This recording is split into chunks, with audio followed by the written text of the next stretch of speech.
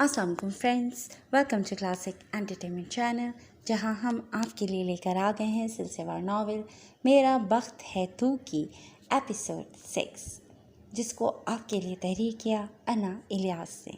तो फिर चलते हैं एपिसोड की तरफ, मगर उससे पहले अगर आपने अभी तक हमारे चैनल को सब्सक्राइब नहीं किया तो इसको सब्सक्राइब करें, आइकॉन बटन दबाएं ताकि हमारी नई और म्यारी वीडियोस आपको सबसे पहले देखने को मिले। तो फिर चलते हैं मेरा बख्त है तू एपिसोड 6। तो ठीक है, अगर आप लोग उन्हें इनकार नहीं कर सकते तो मैं खुद ये काम कर लूँगा। कितनी ही देर की बहस के बाद जब उसने देखा कि माँ और बाप किसी सूरत उसकी मानने को तैयार नहीं, तो आखिरी हरबे के तौर पर उसे धमकी देनी पड़ी। तुमने हर बात को तमाशा बना समझा हुआ है, सब कुछ क्या हमेशा तुम्हारी मर्जी से हो? रफ़िया बरहम लहजे में बोली। इस बार मैं अपनी नहीं आपकी मर्ज़ी को अहमियत दे रहा हूँ। या तो आप लोग मुझे इतना कायल ना करते, और अगर कर लिया था तो ये पख्त दरमियान में ना लाते। वो सफ़ा के आने वाले रिश्ते का हवाला देकर बोला। बात मेरी या तुम्हारी नहीं है, बात सफ़ा की मर्ज़ी की है, आलम साहब अपने धीमे लहजे में बोले। जब मैंने अपनी मर्ज़ी की थी उस वक्त मैं बुरा था, और अब सफ़ा की मर्ज़ी के लिए आप लोग कुछ भी करने को तैयार हैं। क्या ही दोहरा मयार है। वो सफ़ा का जिक्र सुनकर फिर से आग बगौला हुआ। यही बात तो उसे खाए जा रही थी कि अब की बार इनकार सफ़ा की जानिब से हुआ था। मेरा तो दिमाग ख़राब कर दिया है तुम दोनों ने। तुम हो तो तुम्हारी मर्ज़ी, वो है तो उसकी मर्ज़ी, हम तो कठपुतली हैं। रफ़िया सर पकड़ कर बोली। यह आप मुझे नहीं अपनी उस चहीती को समझाएं। मैं तो मान गया हूँ, उसी के मिजाज नहीं मिल रहे। वो कहाँ खुद पर कोई बात आने देता, और हकीकत भी यही थी। वो तो अब की बार लठ लेकर सफ़ा के पीछे लग गया था। मेरी तरफ से तुम दोनों जो मर्ज़ी करो, मैं तो तंग आ गई हूँ रोज़ रोज़ की इस किलकिल से। रफ़िया हाथ उठाकर बोलती कमरे से बाहर निकल गई। अब्बू, क्या मैं गलत कर रहा हूँ? दरवाजे से रफ़िया को जाते देखकर वो बाप की जानिब मुड़ा। बेटे, मुझे तो कुछ समझ नहीं आ रही। पहले तुम कुछ सुनने को तैयार नहीं थे, अब सफ़ा नहीं है। डर है हमने अपना फ़ैसला मुसल्लत किया तो किसी एक के साथ ज़्यादती ना हो जाए, और हिसाब हमें तुम दोनों के लिए ही देना पड़ेगा। आलम साहब ने गहरी सांस भरी। अबू ज़र खुद समझने से कासिर था कि अब जब वो मान गया है तो सफ़ा क्यों अड़ गई है। जिस हद तक वो उसे जानता था वो बहुत सुलझो थी, मगर शायद तब की सफ़ा और अब की सफ़ा में ज़मीन आसमान का फ़र्क आ चुका था। ये तो उसे चंद दिनों में अंदाज़ा ही हो चुका था। ठुकराया जाना कितना तकलीफ़देह होता है, यह बुज़ुर्ग को अब एहसास हो रहा था, और उसने तो फिर सफ़ा को 2 बार ठुकराया था। अब भी शायद वो सिर्फ अपनी औलाद के लिए माना था। आपको क्या हुआ है? किचन से पानी का ग्लास लेकर वो जो ही लाउंज में आई, रफ़िया को सर पकड़ा देखकर हैरान हुई। सर में शदीद दर्द है, कोई सर दर्द की गोली ला दो। उनके चेहरे की नकाहत देखकर सफ़ा परेशानी से वापस किचन की जाने बढ़ी, जहाँ एक कैबिन में ज़रूरी अद्वियात रखी हुई थी। फ़ौरन रफ़िया के लिए गोली और पानी लेकर बाहर आई। ज़्यादा दर्द है तो डॉक्टर के पास चलते हैं। वो ऐसी ही थी, मिनटों में उनके लिए परेशान हो जाने वाली। एक माँ को तो वो खो चुकी थी, दूसरी को नहीं खोना चाहती थी। नहीं, ये दर्द ऐसे नहीं जाएगा। गोली खाकर सर आ भरती वो सोफ़े की पुश पर सर टिकाकर आंखें मूंद गईं। क्या हो गया है आपको? उनके करीब बैठते तफक्कुर चेहरे पर लिए उन्हें देखने लगी। जब औलाद मर्जियाँ करने लगे तब ऐसे ही दर्द उठते हैं। तुम फिक्र ना करो, शाम में तुम्हारी सास आ रही हैं, मंगनी का ड्रेस ले आना उनके साथ। आंखें मूंदे मूंदे ही उन्होंने जवाब दिया। मैं आपको ऐसे छोड़कर नहीं जाऊंगी। वो रुहानसी लहजे में उनका बायां हाथ दोनों हाथों में थामे बोली। उसकी फिक्र पर रफ़िया के चेहरे पर एक ज़ख्मी मुस्कुराहट बिखरी। और जब हमेशा के लिए मुझे और फरहान को छोड़ जाओगी तब हम क्या करेंगे? आंखें खोलते उसका चेहरा दिखा।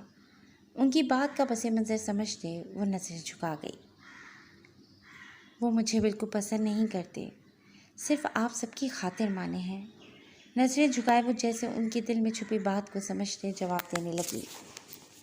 इतना वो बच्चा नहीं, ना इतनी उसे हमारी फ़िक्र है। उसने खुद हर पहलू से इस बारे में सोचा है, तभी माना है।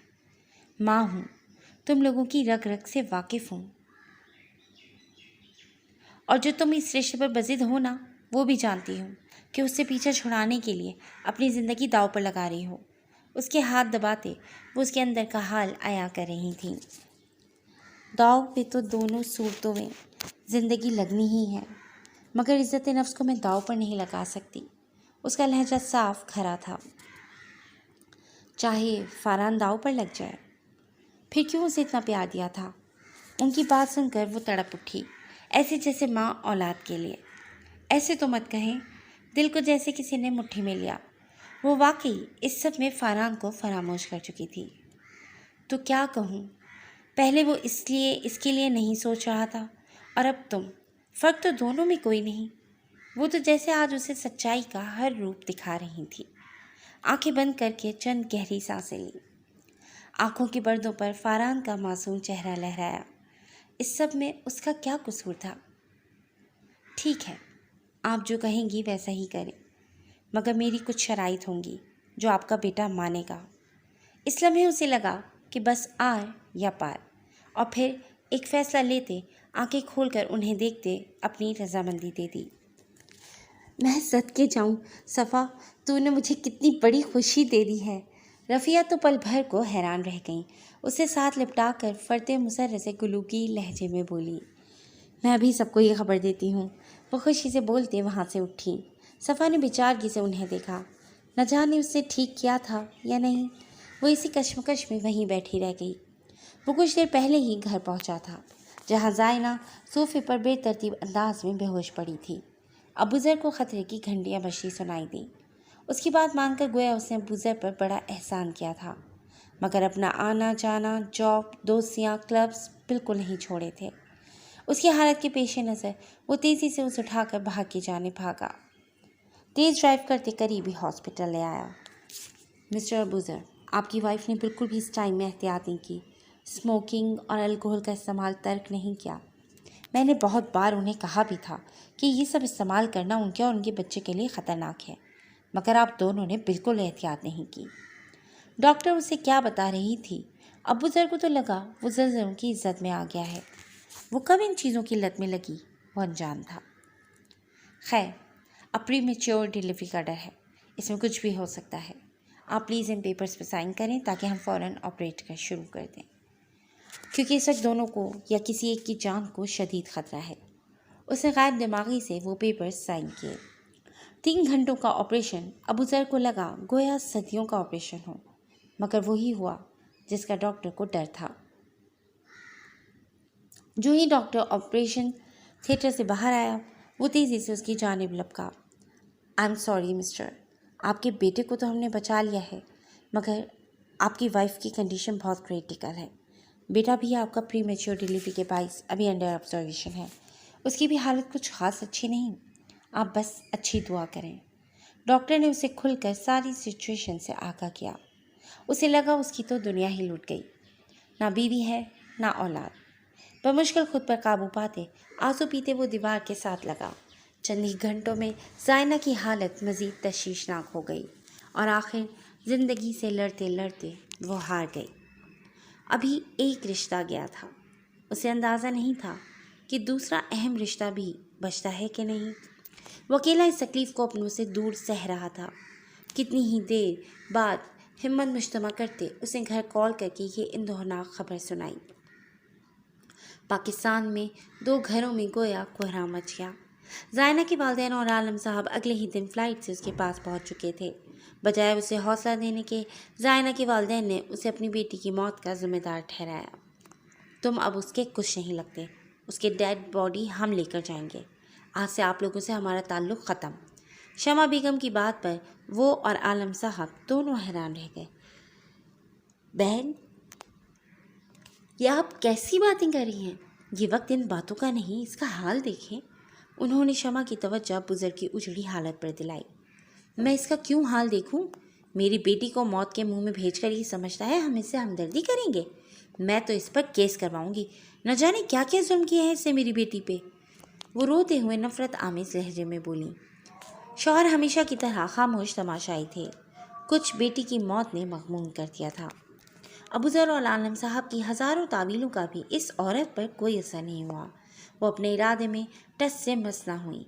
2 दिन में उसकी डेड बॉडी लिए वो जा चुकी थी और जाते वक्त भी तंबी करना नहीं भूली कि अगर उसकी नमाज जनाजा पर उनके घर से कोई आया तो वो उसे जलील करने में ज़रा सी भी देर नहीं करेंगी।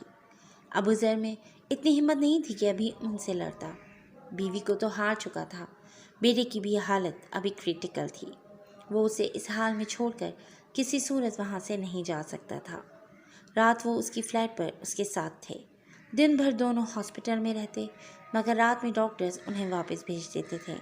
वहाँ रात को रुकने की इजाज़त नहीं थी। बेटे कुछ खा लो, इस तरह बीमार पड़ गए तो बेटे का ध्यान कैसे रखोगे?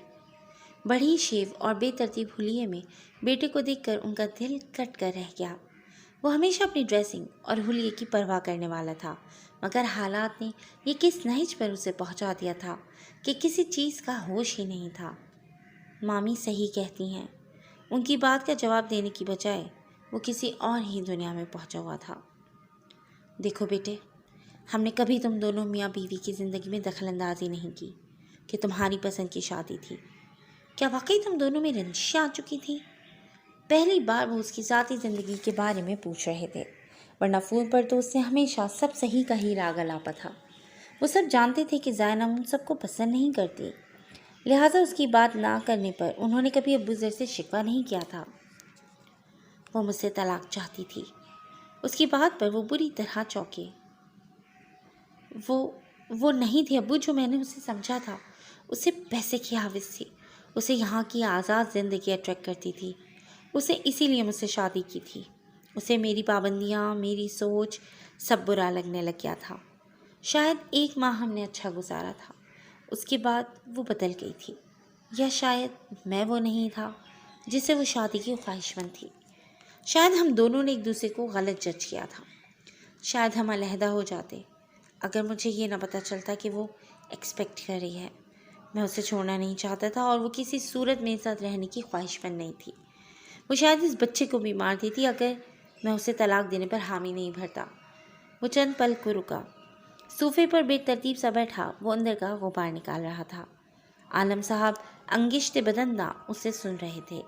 वो किस कर्ब में ज़िंदगी गुजार रहा था, किसी एक लम्हे में भी तो उसने घर में से किसी को मालूम नहीं होने दिया। और मुझे अब महसूस होता है कि शायद मेरी ज़िद ने उसे मार दिया। मुझे नहीं मालूम था कि वो शराब पीती है और स्मोकिंग भी करने लगी थी। ये सब उसने शायद यहाँ आकर शुरू किए और उसकी लापरवाही ने आज इस नहिज पर हमें खड़ा कर दिया।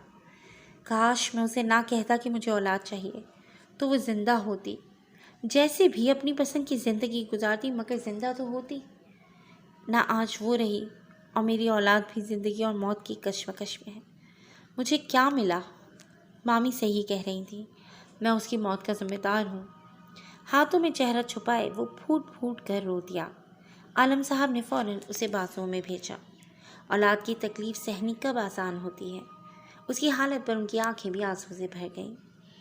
मेरी ज़िद ने आप सबको तकलीफ़ दी और अब एक और ज़िद ने मेरी बीवी और औलाद को मुझसे दूर कर दिया। काश मैं ये ज़िद ना करता। वो ख़ुद को मौर्द इल्ज़ाम ठहराने लगा। ऐसे मत कहो बेटे, ये अल्लाह के काम है। हम इंसानों का भला इख्तियार ही कितना है। वो उसे समझाने लगे।